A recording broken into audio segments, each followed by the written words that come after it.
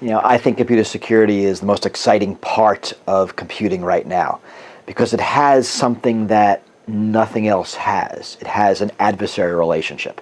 When you do graphics or operating systems or anything, there's no one trying to thwart you at every turn. And that's what you have in security. And that's what makes it exciting and interesting. And that's what makes it something that's forever changing and involves psychology and economics and computing and law and policy and so many things. So I think it's a great area to be in, to work in.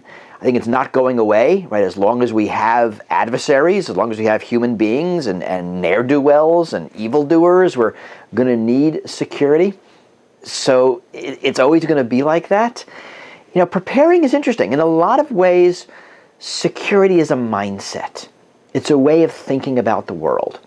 And if you think about the traditional definition of a hacker, right, someone who sort of cobbles stuff together, you hack this tool and it works, and you put this piece together and this here and that, and it all works, and it's a great hack. But I'm a security guy. I'm going to say, well, turn this like that and it doesn't work anymore. And you'll say, well, don't do that. And I'll say, well, no, I'm the attacker.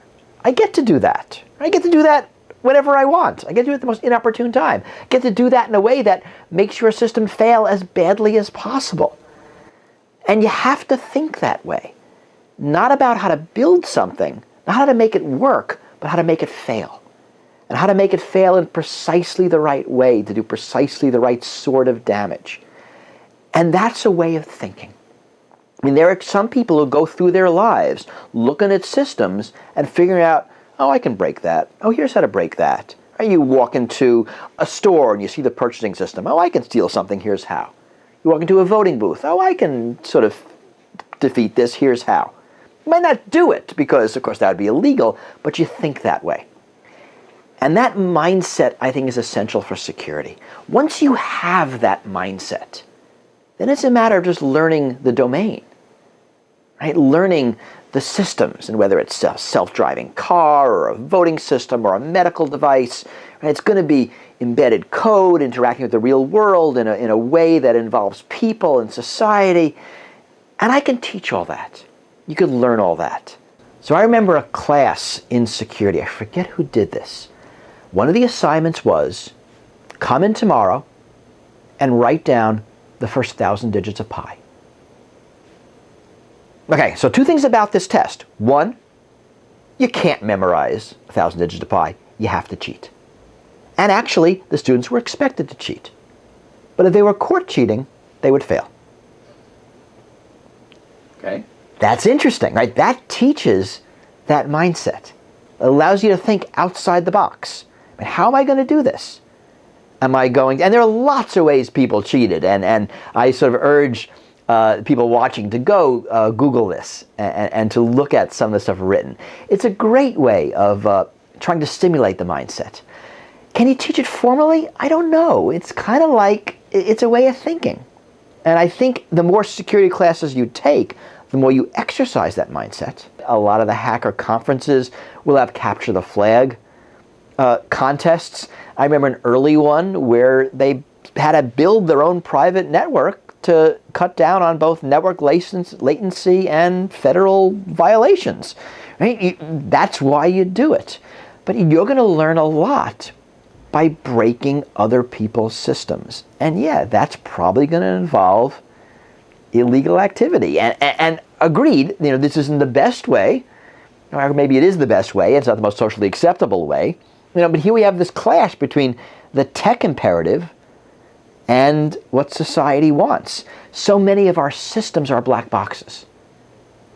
I mean, you can go and try to hack this, right, your smartphone or your computer, and there's a lot of stuff you can learn. But really, it's going to be more fun if you can hack somebody else's cell phone or somebody else's computer.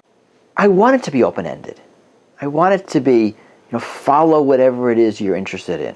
The neat thing about security is it can go wherever you want. There are so many different sub-disciplines. And I'm often asked, should I study forensics or cryptography or network security or protocols, or embedded devices or SCADA systems? Study what you want. And whatever interests you, follow that. Because really what you're learning is how to think like a security expert. And honestly, if you get a job and they make you do VPNs, you can pick up VPNs. That's easy. Right? It's the way to think. So do what you want. And what we're learning right now is that demand is greatly outstripping supply. Right? That people who have expertise in security have a guaranteed career because there is such a demand for it and there is such a lack of supply. Have you written any of your books kind of aimed at those kind of pre-computer science students or early computer science students that would sort of be a good read? I tend to write my books for general audience. Okay. So I think of my parents, my friends. So computer experts, yes, but really for a more general audience. Okay. So going back to something like Secrets and Lies I wrote in 2000, it's about how network security works. Right, 15 years out of date, but it's still a good introduction on the basic concepts of how to think about security. Later cryptography engineering, how to engineer crypto systems.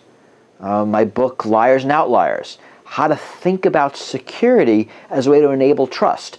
Very non-technical, but very much here's how security is embedded in society. Right, my latest book is about surveillance. Data and Goliath talks about what's going on in the world of surveillance and how we can regain security.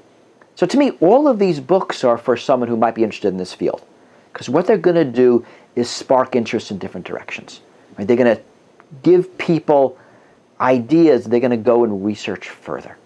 And that's how you get your passion. That's how you get your calling. It's not that someone gives it to you, that you notice it going by and saying, hey, that's kind of neat. I want to do more there.